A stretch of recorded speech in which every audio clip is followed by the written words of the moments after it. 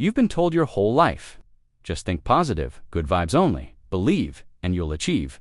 But here's the brutal truth. Positive thinking by itself can actually make you weaker, less prepared, and more likely to quit. I'm not saying positivity is useless.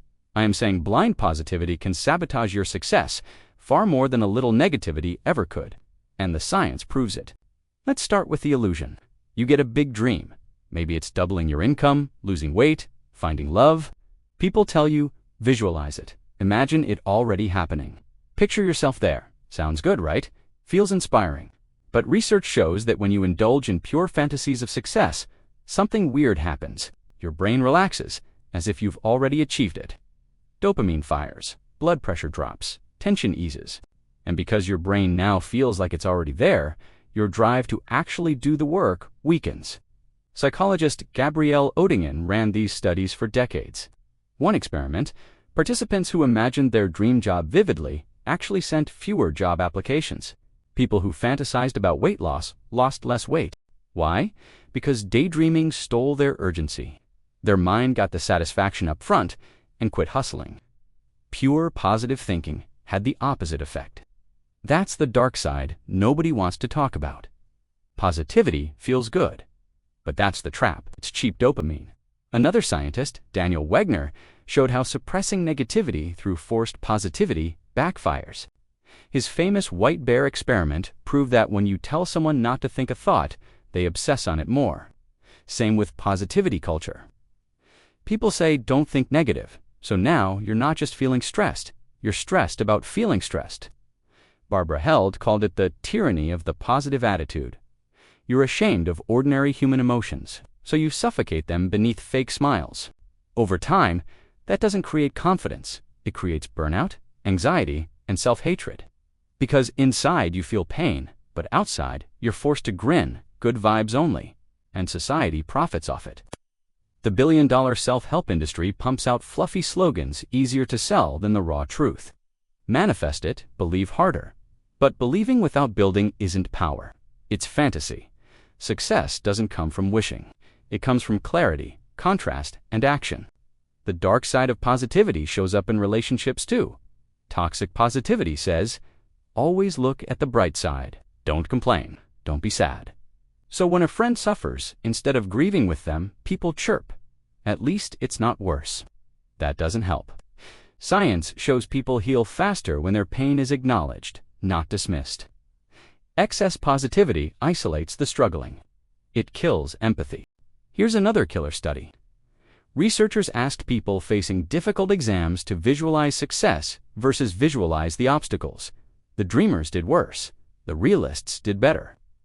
Why? Because visualizing obstacles, not just outcomes, prepared their brain for resistance. That's called mental contrasting. You see the dream and the difficulty. That combo triggers determination. Positive fantasy alone leaves you unarmed. So here's the pattern. Blind positive thinking does three dangerous things. 1. It steals urgency by giving you dopamine without delivery. 2. It creates shame for normal human doubt and sadness, locking emotions deep inside. 3. It leaves you unprepared for obstacles, so the moment resistance shows up, you collapse. That's the toxic side no guru mentions. But here's the solution. Not pessimism, but grounded optimism. Stop worshiping positivity. Start practicing clarity.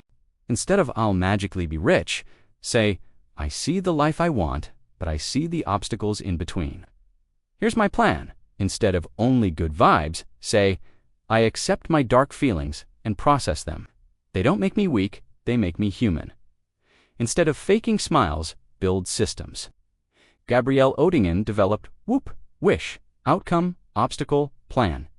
That's scientifically superior to blind visualization. You set a wish, imagine the best outcome, list the specific obstacle, and craft a plan. That's the neuroscience fix. Dopamine fires, but stays linked to action. I tested this shift for 90 days. My old habit was to wake up and write, I will succeed, I will crush it. Felt good for 5 minutes, then I went back to scrolling. During the 90-day test, I did WOOP daily. Wish, grow my side hustle. Outcome, more income, freedom. Obstacle, procrastination, after work. Plan.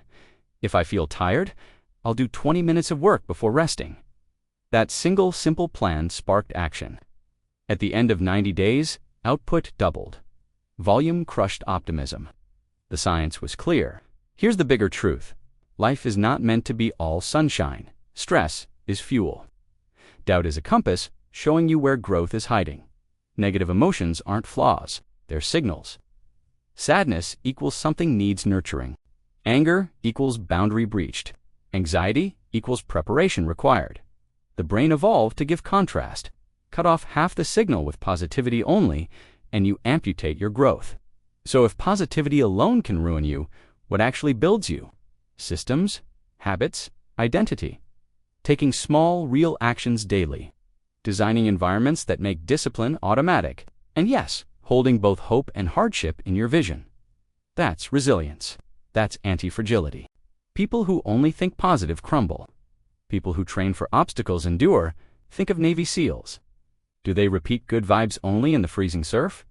No, they embrace the suck. They confront the pain. And because they do, their brains stop panicking. They accept negative, then act anyway. That's true toughness. The same principle applies to business. Entrepreneurs who only imagine massive success, despair at the first cash flow problem, and quit. Entrepreneurs who run scenarios for failures, traps, and no's, then plan responses, survive. That's not negativity. That's scientific optimism.